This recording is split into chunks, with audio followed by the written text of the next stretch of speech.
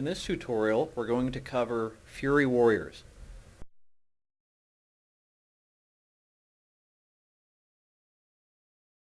Let's begin by looking at stats and reforging.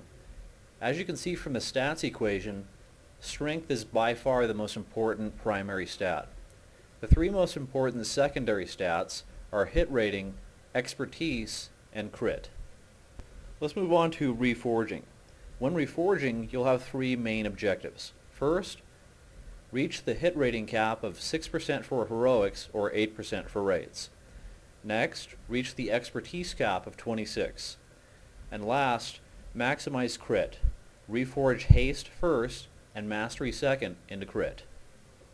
Let's take a look at some useful gems that you can use to socket your gear as a Fury Warrior.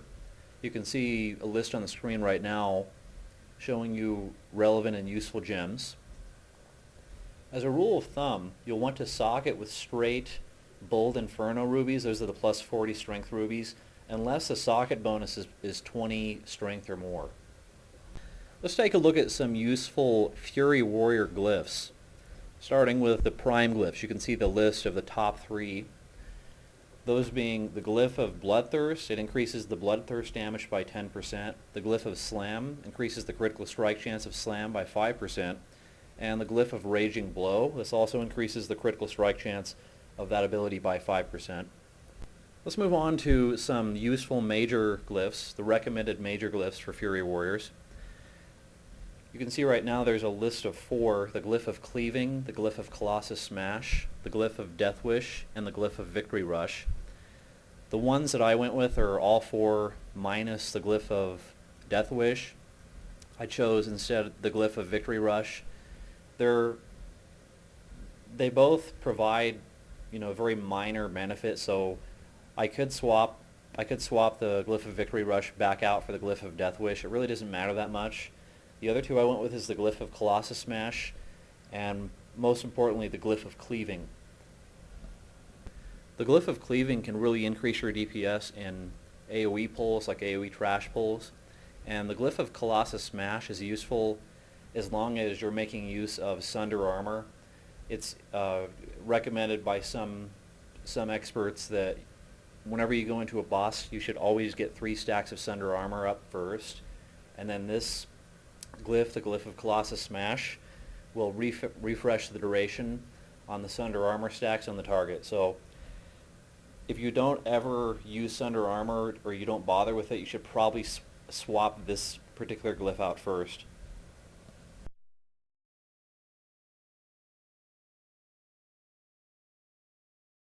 Let's take a look at some of the more important and interesting Fury Warrior talents.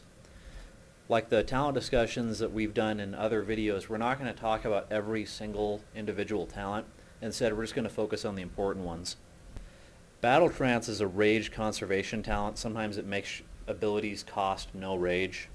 Cruelty increases the critical strike chance of Bloodthirst, Mortal Strike, and Shield Slam by 10%. Executioner enhances your execute ability such that anytime you use execute, it provides you with a buff that increases your attack speed by 5%, and this effect can stack up to 5 times. We'll talk about how this particular talent fits into the single target rotation later in the tutorial. Rude Interruption is a really awesome talent. What it does is it incentivizes interrupting casts. Whenever you use Pummel, it'll give you a buff that increases your damage by 5% for a pretty good length of time, 30 seconds. Death Wish is one of your main DPS cooldowns as a Fury Warrior. It has a 2.4 minute cooldown. When you activate it, it increases your damage output by 30%, but it also increases the damage you take by 5%. Unless you're making use of the glyph of Death Wish, then you don't incur any damage. Raging Blow is one of your main single target abilities as a Fury Warrior. It does damage with both weapons and it can do some decent damage. The biggest problem I find with using Raging Blow is that unlike the vast majority of other abilities that you can use whenever they come off cooldown, Raging Blow also requires that you're enraged in order to use it. So it's one of those abilities that comes off cooldown, so it appears to be available, at least according to add-ons like spell auras.